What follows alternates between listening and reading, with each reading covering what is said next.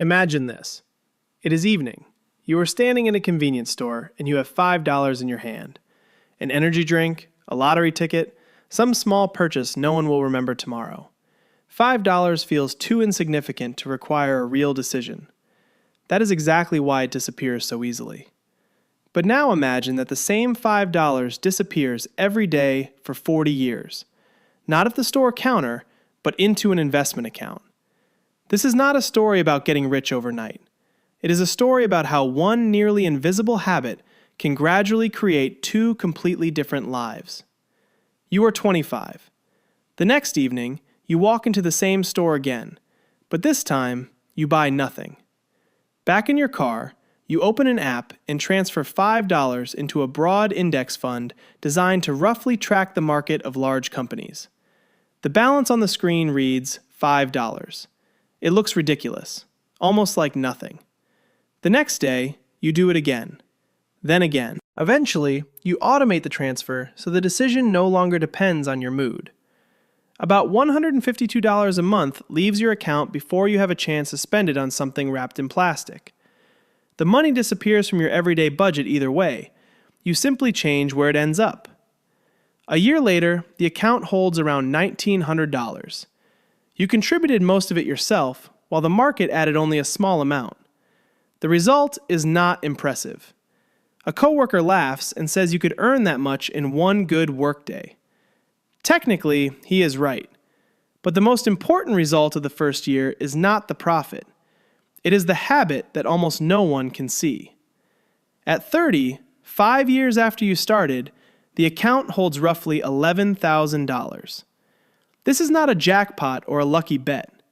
It is the accumulated cost of thousands of small things you chose not to buy. Only now, instead of ending up in a landfill or forgotten in a cup holder, that money has become an asset registered in your name.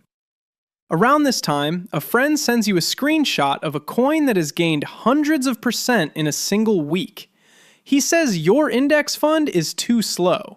He promises fast results and nearly guaranteed growth. But you recognize the familiar mechanism, the idea that a small amount of money should instantly become a large amount. It used to be called a lottery ticket. Now it simply comes with a chart and an attractive ticker symbol. You decline. A few months later, the coin falls by nearly 90%, and your friend stops talking about it. You continue doing the most boring thing in finance, regularly buying a broad slice of the market and refusing to guess the perfect moment. At 35, 10 years have passed. The balance is approaching $28,000. Then the market falls sharply. Headlines scream about a crisis, and your account loses a third of its value. It feels as if several years of work have vanished. But you do not sell. Not because you have nerves of steel, you simply stop checking the app every hour. The automatic purchases continue, and the same $5 now buys more shares of the fund because prices are lower. By the time everyone else returns after hearing that the recovery has begun, your habit has already been buying throughout the decline. By 40, the account holds around $52,000. You contributed roughly half of that amount yourself. For the first time, the growth of the portfolio becomes comparable to your own contributions. Until now, it felt as if you were pushing a rock uphill $5 at a time.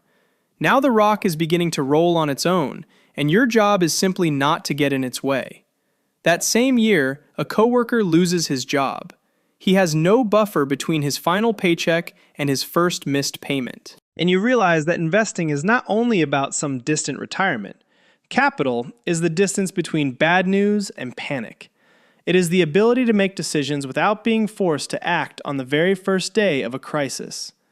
At 45, 20 years after you started, the balance is approaching $90,000. You contributed around $36,000. The rest came from time and investment returns. At a reunion, people show off expensive cars and watches. You arrive in an older, fully paid-off car that asks nothing from you. The same coworker asks whether you kept using that little app. You tell him the balance, and the conversation goes quiet for a moment. But the purpose of building capital was never to impress other people. Its strength came from remaining quiet all those years. By 50, the account holds around $144,000. Your own contributions total roughly $45,000. You read articles about people approaching retirement with almost no savings, and you realize that you were an ordinary worker earning an ordinary salary.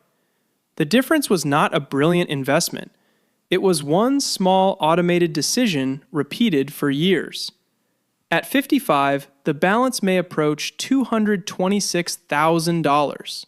In a strong year, the portfolio itself can earn more than you are able to add manually. The system has become larger than the person who built it. You are no longer pushing it forward every day. You are simply allowing it to continue moving. At 65, 40 years after you began, the account could show around $530,000, assuming a certain average rate of return. Of that amount, approximately $73,000 would be your own daily $5 contributions. Everything else would be the result of compound growth and time. It is important to understand that this is not a promise or a guaranteed forecast. Markets fall, returns change, taxes and fees reduce the final result, and inflation weakens the future purchasing power of money. But the principle remains the same. A small amount, invested consistently, diversified broadly, and left for decades, can be more powerful than occasional attempts to get rich quickly. Over those same 40 years, your coworker may also have spent around $73,000, only on thousands of small pleasures. He did nothing wrong. He enjoyed those things in the moment. The difference did not come from one major decision. It was built from thousands of small, repeated answers. Somewhere right now, a person is standing at a checkout counter with $5 in their hand. The amount feels too small to matter. That is both the trap and the opportunity. You will barely notice those $5 today. But decades from now, you may clearly feel what they were allowed to become. Thanks for watching. Your future probably won't change because of one huge decision. But it can change because of one small choice you make today. If you'd like to keep learning how money really works, subscribe to the Vince Method. Until next time, keep investing in your future.